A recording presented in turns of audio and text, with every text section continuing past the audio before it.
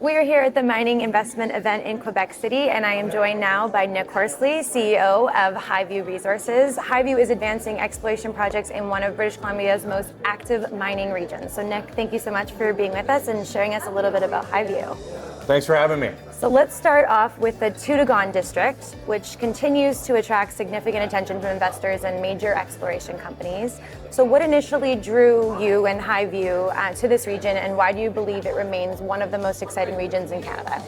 Yeah, it was a pretty interesting story. It had an early sort of gold rush in the early 1900s, and you've had every sort of major mining company over the last sort of 100 years kick rocks around there.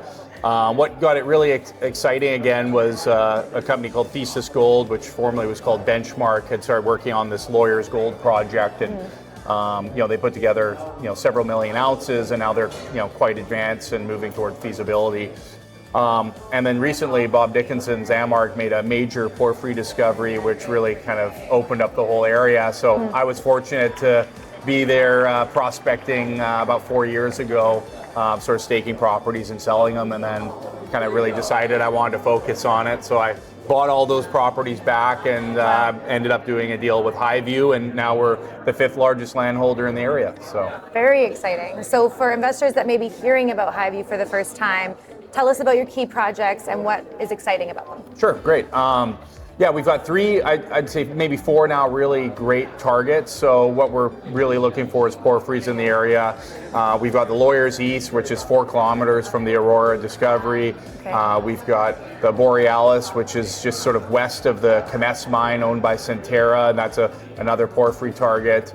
We've got the Black Pearl, which is sort of west of the Ranch East complex, where Thesis Gold now is looking for porphyry targets, and it's got this nice red line unconformity geological structure running through it with a bunch of amazing historic grades. Wow. And then we also have the Golden Stranger, which is sort of looks like another little Lawyers Gold look-alike, which is what Thesis' original flagship was. So we've got lots of targets. So. Yeah, lots going on. And so you've reported some impressive gold and silver values from surface sampling. How do those results influence your confidence for the broader potential? Yeah, I think seeing surface expressions with high grade, sort of some of the highest grade we've seen at the Golden Stranger, we had 111 grams of gold. Wow. At sort of the Borealis complex to the south, we've seen 11,000 grams of silver.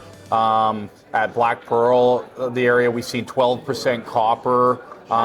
So we've really got some of the greatest grades that have been sort of encountered in the area. And so where you see these surface expressions, the hope is, you find the big bodies deeper down. So that's what we're looking for. Wow, well, that is exciting. So for investors looking ahead to the next 12 months, what are some key milestones or catalysts that they should be looking for, expecting? Yeah, so we're going to be talking about our field exploration season. There was record snowfall in the Toodoggone this year, so it's going to be a little late, but we plan on sort of getting boots on the ground in July 15th. We're looking at lots of IP, lots of samples, and we are fully permitted on a bunch of the properties, so we'll get those results, and then we'll sort of make some game time decisions as we vector these targets deeper. So. Wow, sounds like potentially an exciting next 12 months. Well, thank you so Absolutely. much for sharing everything about Highview Resources. Can you tell us your ticker? Yeah, it's GXLD on the CSE. All right, we'll be looking forward to seeing what comes this next year. Thanks so much, Nick. Thank you so much.